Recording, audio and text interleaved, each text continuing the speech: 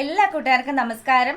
Serial മാനിയ variety സ്റ്റോറീസിന്റെ ഏറ്റവും പുതിയൊരു വീഡിയോയിലേക്ക് എല്ലാവർക്കും സ്വാഗതം. ഞാൻ എത്തിയിരിക്കുന്നത് കുടുംബവിളക്ക് സീരിയലിന്റെ ഈ വരുന്ന ഒരാഴ്ചയിലെ സൂപ്പർ ഹിറ്റ് പ്രമോ വിശേഷമൊക്കെ ആയിട്ടാണ്.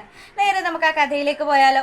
അങ്ങനെതാ നമ്മുടെ സിദ്ധാർത്ഥിന്റെ അടുത്ത് വന്ന് സരസ്വതി അമ്മ സംസാരിക്കുകയാണ്. മോനെ, നീ ഇങ്ങനെ സങ്കടപ്പെട്ടിരിക്കല്ലേ, നിന്റെ തീരുമാനം അത് പോണോന്ന് തന്നെയാണോ എന്ന് ചോദിക്കുമ്പം സിദ്ധു പറയുന്നുണ്ട്, അമ്മേ ഇനി ഈ വീട്ടിൽ നിന്നാൽ അത് ശരിയാവില്ല, സുമിത്രയുടെ ഭാവിക്കും അത് തന്നെ ആയിരിക്കും നല്ലത്. അപ്പം സരസ്വതി പറയുന്നുണ്ട്, മോനെ അങ്ങനെയാണെങ്കിൽ നമുക്ക് രണ്ടുപേർക്കും കൂടി എങ്ങോട്ടെങ്കിലും മാറി താമസിക്കാം, എവിടെയെങ്കിലും ഒരു വാടക വീട് നീ നോക്ക്, നമുക്ക് അങ്ങോട്ട് മാറാടാ. അപ്പൊ പിന്നെ സുമിത്രയുമായിട്ട് യാതൊരുവിധ വിഷയവും ഉണ്ടാവില്ലല്ലോ. ഇനി എന്തൊക്കെ വന്നാലും സുമിത്ര നിന്നെ സ്വീകരിക്കാൻ തയ്യാറാവില്ല. അങ്ങനെയുള്ള സാഹചര്യത്തിൽ നമുക്ക് മാറി താമസിക്കാം, അമ്മ വയസ്സായി വരുവല്ലേ എന്നുള്ള കാര്യമൊക്കെ സരസ്വതി അമ്മ സിദ്ധുവിനെ പറഞ്ഞ് ധരിപ്പിക്കുകയാണ്. അപ്പൊ സിദ്ധാർത്ഥ് പറയുന്നുണ്ട്, അമ്മയുടെ ഈ ഒരു സ്വഭാവം അത് കുറച്ചങ്ങ് മാറ്റിയാൽ മാത്രം മതി. അമ്മ എന്തിനാ വെറുതെ ആവശ്യമില്ലാതെ ഓരോ പ്രശ്നങ്ങളൊക്കെ ഉണ്ടാക്കുന്നത്? അമ്മയ്ക്ക് എന്നോടൊപ്പം വരാനാണെങ്കിൽ അതിന് എനിക്ക് സന്തോഷം മാത്രമേ ഉള്ളൂ. പക്ഷേ US കൊണ്ടുപോയി കഴിഞ്ഞാൽ അവിടുത്തെ കാലാവസ്ഥയും സാഹചര്യങ്ങളും ഭക്ഷണ രീതിയും ഒക്കെ ആയിട്ട് അമ്മയ്ക്ക് പൊരുത്തപ്പെടാനേ പറ്റില്ല. അപ്പം സരസ്വതി അമ്മ വലിയ കിണ്ടത്തിലായി. ഇനിയിപ്പോൾ എന്ത് ചെയ്യും? തൻ്റെ മകൻ്റെ കൂടെ അമേരിക്കയിൽ പോയി താമസിക്കാമെന്നൊക്കെ വിചാരിച്ചിട്ട് ഇതിപ്പോൾ ഇപ്പം കൊണ്ടുപോകുന്ന ലക്ഷണവും ഇല്ല. ഇനിയിപ്പോൾ ആശ്രയം സുമിത്ര മാത്രമാണ്. അതുകൊണ്ട് അമ്മയോട് എനിക്ക് ഒരേ ഒരു കാര്യം പറയാനുള്ളൂ, ദേ അമ്മയുണ്ടല്ലോ, സുമിത്രയോടും മക്കളോടും നല്ല രീതിയിൽ പെരുമാറണം, അവളോട് വഴക്കൊന്നും ഉണ്ടാക്കരുത്. ഇനി ഭാവി ജീവിതത്തിൽ അവളെ ഉണ്ടാകുള്ളൂ അമ്മയെ നോക്കാൻ എന്നുള്ള കാര്യമൊക്കെ പറയുമ്പം സരസ്വതി അമ്മയാണെങ്കിലോ എന്താ എൻ്റെ വിധി ഇങ്ങനെ തന്നെ ആണെന്നൊക്കെ പറഞ്ഞ് ദീർഘശ്വാസമൊക്കെ വിട്ടിരിക്കുകയാണ്. അപ്പൊ സിദ്ധു ആണെങ്കിൽ തനിക്ക് നഷ്ടപ്പെട്ടു പോയ ശ്രീനിലയം അത് തിരികെ ലഭിക്കണമല്ലോ, അതിനുവേണ്ടി എന്താണ് ഇനി തനിക്ക് ചെയ്യാൻ സാധിക്കുന്നത് എന്നുള്ള കാര്യമൊക്കെ ഇങ്ങനെ ആലോചിക്കുകയാണ്. അങ്ങനെ പിറ്റേ ദിവസം ആയപ്പോഴത്തേക്കിനും നമ്മുടെ സുമിത്രയാണെങ്കിലോ സ്വരമോളുടെ നിർബന്ധപ്രകാരം തന്നെ അനിരുദ്ധിനെ പറഞ്ഞ് നമ്മുടെ അനന്യയുടെ വീട്ടിലേക്ക് വിടുകയാണ്. അപ്പം അനന്യയാണെങ്കിലോ ഭയങ്കര ദേഷ്യത്തിൽ തന്നെയാണ്. തൻ്റെ കുഞ്ഞുമായിട്ട് തന്നോട് താൻ ചെയ്യാത്ത കുറ്റത്തിന് തൻ്റെ പേരിൽ ദേഷ്യപ്പെട്ട് ആ അനിരുദ്ധ് കുഞ്ഞിനെയും കൊണ്ട് ഇറങ്ങിപ്പോയതാണല്ലോ, അതിൻ്റെ സങ്കടത്തിലാണ് അവൾ അവിടെ ഉള്ളത്. അങ്ങനെ വീട്ടിലേക്ക് ചെല്ലുന്ന അനിരുദ്ധിനോടാണെങ്കിലോ അനിരുദ്ധ് എന്തിനാ ഇങ്ങോട്ട് വന്നത് എന്നുള്ള രീതിയിൽ പ്രേമയും വിശ്വനും ഒക്കെ സംസാരിക്കുമ്പോഴത്തേക്കിനും വിശ്വനാണെങ്കിൽ കുറച്ചുകൂടെ മയമൊക്കെ ഉണ്ട്. പക്ഷെ പ്രേമയാണെങ്കിലോ എങ്ങനെയെങ്കിലും ഇവർ രണ്ടുപേരെയും അടിച്ച് പിരിപ്പിച്ചിട്ട് തന്നെ ബാക്കി കാര്യം എന്നുള്ള രീതിയിൽ ഇങ്ങനെ നിൽക്കുകയാണ്. വിശ്വനാണെങ്കിൽ പറയുന്നുണ്ട്, മോനെ വാ, നീ വാ, അകത്ത് കയറി ഇരിക്കുക, അനന്യ അകത്തുണ്ട്, അച്ഛൻ പോയി അവളെ വിളിച്ചിട്ട് വരാന്നൊക്കെ പറഞ്ഞ് അനന്യയെ പോയി വിളിച്ചു. അങ്ങനെ അനന്യയാണെങ്കിലോ എന്തിനാ അനിരുദ്ധ് ഇങ്ങോട്ട് വന്നത് എന്നുള്ള രീതിയിൽ അനിരുദ്ധിന്റെ അടുത്ത് സംസാരിക്കുകയാണ്.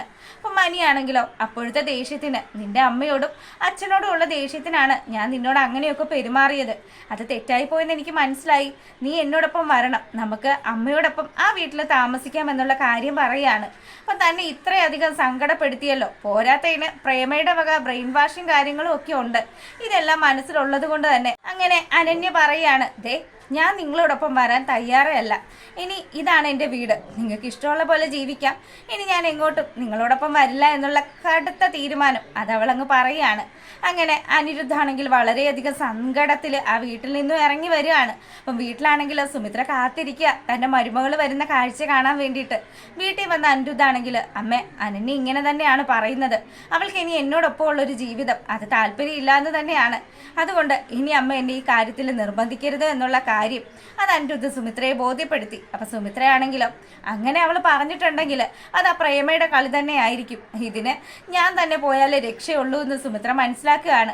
അങ്ങനെ ദാ നമ്മുടെ സുമിത്ര രണ്ടും കൽപ്പിച്ച് വീട്ടിൽ നിന്ന് ഇറങ്ങുകയാണ്. അനന്യയെ എന്ത് വില കൊടുത്തും തിരികെ ഈ വീട്ടിൽ എത്തിക്കുമെന്നുള്ള വാശിയൊക്കെ ആയിട്ടാണ് പുള്ളിക്കാരി ഇറങ്ങുന്നത്.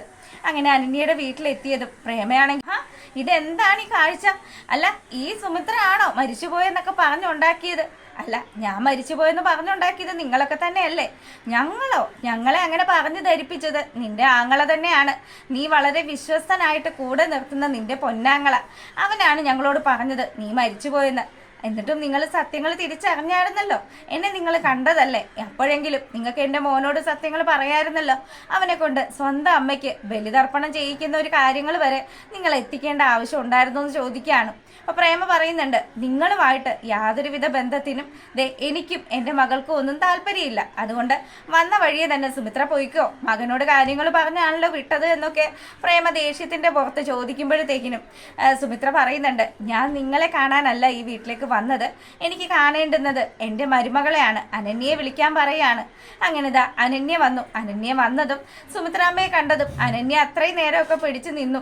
സുമിത്രയുടെ അടുത്തേക്ക് ഓടി ചെന്ന് സുമിത്രയെ കെട്ടിപ്പിടിക്കുകയാണ്. അങ്ങനെ അമ്മയും മകളും കൂടി ഇത്രയും കാലം കാണാതിരുന്ന ആ ഒരു സങ്കടമൊക്കെ പറഞ്ഞു തീർക്കുകയാണ്. അപ്പം അനന്യ പറയുന്നുണ്ട്, അമ്മ ഞാനൊരു തെറ്റും ചെയ്തിട്ടില്ല. അനിരുദ്ധിൻ്റെ ദേഷ്യമായിരുന്നു ഇതിനൊക്കെ കാരണം. അനിരുദ്ധാണ് എന്നെ ഉപേക്ഷിച്ച് ഈ വീട്ടിൽ നിന്നും പോയത് എന്നുള്ള കാര്യമൊക്കെ ഇവളിങ്ങനെ പറയുമ്പോൾ, മോളെ അവനൊരു തെറ്റു പറ്റി എന്ന് വെച്ച് ഞാൻ ആ തെറ്റ് തിരുത്താൻ വേണ്ടിയിട്ടാണ് വന്നത്. മോൾ എന്നോടൊപ്പം തിരികെ വരണം. അനിരുദ്ധൻ നിന്റെ വരവിന് വേണ്ടി കാത്തിരിക്കുകയാണെന്നൊക്കെ പറയുമ്പം അനന്യാണെങ്കിൽ തൻ്റെ അമ്മായിയമ്മ പറയുന്ന വാക്കുകൾ കേൾക്കുമ്പോൾ പ്രേമ അവിടെ തകർന്നടിയാണ്. പ്രേമ എന്ന് പറയുന്ന അമ്മയെ തകർത്തെറിഞ്ഞുകൊണ്ട് നമ്മുടെ സുമിത്രയോടൊപ്പം അനന്യ ആ വീടിൻ്റെ പടി ഇറങ്ങുകയാണ്. അപ്പോൾ പ്രേമയെ സംബന്ധിച്ചെടുത്ത് ഇത് ഒരു മരണതുല്യമായിട്ടുള്ള കാര്യം തന്നെയാണ്. അങ്ങനെ ആ ഒരു സീനൊക്കെ കഴിഞ്ഞു. അത് കഴിയുമ്പോഴാണെങ്കിലോ നമ്മുടെ പരമശിവത്തിൻ്റെ അടുത്ത് നേരെ ചെല്ലുകയാണ് ദീപു പോയിട്ട് പറയുന്നുണ്ട്, നിങ്ങളെ കാണാൻ തന്നെയാണ് ഞാൻ ഇരുന്നത്. കേവലം ഒരു 10 ലക്ഷം രൂപയുടെ പേരിലാണല്ലോ നിങ്ങൾ എൻ്റെ വീട്ടിൽ കയറി എന്തുമാത്രം അതിക്രമമാണ് കാണിച്ചത്. നിങ്ങൾക്ക് ഞാൻ തരാനുള്ള പൈസ എന്നും പറഞ്ഞ് പരമശിവത്തിൻ്റെ മുഖത്തേക്ക് ആ ഒരു പെട്ടി വലിച്ചെറിയാണ്. നമ്മുടെ സിദ്ധാർത്ഥ കൊടുത്ത പെട്ടി തന്നെയാണ്. അപ്പം ഇത് കൊടുത്തു കഴിഞ്ഞപ്പോഴത്തേക്കിനും ഉടനെ തന്നെ പരമശിവൻ പറയുന്നുണ്ട്, ഇതാരെ പറ്റിച്ച പൈസയാണ്? ആരെയോ കാര്യമായിട്ട് നീ പറ്റിച്ചിട്ടുണ്ടല്ലോ. ഞാൻ ആരെ പറ്റിച്ച് വേണേലും ജീവിച്ചോട്ടെ, നിങ്ങൾക്ക് അത് അറിയേണ്ട ആവശ്യമില്ലല്ലോ. നിങ്ങൾക്ക് വേണ്ടി ഞാൻ ചില സഹായങ്ങളൊക്കെ ഞാൻ ചെയ്തു തന്നിട്ടുണ്ട്. അതുകൊണ്ട് അതൊന്നും ഇനി തുടർന്ന് പ്രതീക്ഷിക്കേണ്ട. പിന്നെ എൻ്റെ അളിയൻ ഇറങ്ങി തിരിച്ചിട്ടുണ്ട് നിയമപരമായി തന്നെ നിങ്ങളെ നേരിടാനായിട്ട്. അതുകൊണ്ട് അധികകാലം ഇനി നിങ്ങൾക്ക് ശ്രീനിലയം പിടിച്ചു വെക്കാൻ സാധിക്കില്ല. സിദ്ധാർത്ഥ് അതിന് വേണ്ടുന്ന കാര്യങ്ങളൊക്കെ ചെയ്തു തുടങ്ങി എന്നൊക്കെ പറയുകയാണ്. അങ്ങനെ അതൊക്കെ കേട്ടു. പരമശിവാണെങ്കിലോ, നിന്റെ സിദ്ധാർത്ഥിന് അത്രയ്ക്കുണ്ട് ധൈര്യമുണ്ടോ? അവനോട് വരാൻ പറയും, ഞാൻ കാത്തിരിക്കാം അവൻ്റെ ശ്രീനിലയത്തിലെന്ന് പറയുകയാണ്. അങ്ങനെ സിദ്ധാർത്ഥും അതുപോലെ സത്യയും കൂടി വീണ്ടും ശ്രീനിലയത്തിൽ എത്തുകയാണ് പരമശിവത്തെ കണ്ട് തങ്ങളുടെ ഡീല് സംസാരിക്കാൻ വേണ്ടിയിട്ട്. അപ്പോൾ പരമശിവാണെങ്കിലോ ഒരു കാരണം വെച്ചാലും താൻ ശ്രീനിലയം വിട്ടു തരില്ല എന്ന് തന്നെയാണ് പറയുന്നത്. അപ്പം സിദ്ധാർത്ഥ് അതിൻ്റെ നിയമവശങ്ങളും നിങ്ങൾ എന്നെ ചതിച്ച കാര്യങ്ങളും ഒക്കെ അതിനുള്ള തെളിവുകളും ഒക്കെ നിരത്തുമ്പോഴത്തേക്കിനും പരമശിവത്തിന് മുട്ടുമടക്കേണ്ടി വരിക. അങ്ങനെ പരമശിവം താൻ കൈയടക്കി വെച്ചിരിക്കുന്ന ശ്രീനിലയം എന്ന് പറയുന്ന ആ പ്രോപ്പർട്ടി അത് തിരികെ സിദ്ധാർത്ഥിന് നൽകുകയാണ്. അപ്പം അത്തരത്തിലുള്ളൊരു സൂപ്പർ ഹിറ്റ് വിശേഷമൊക്കെയാണ്.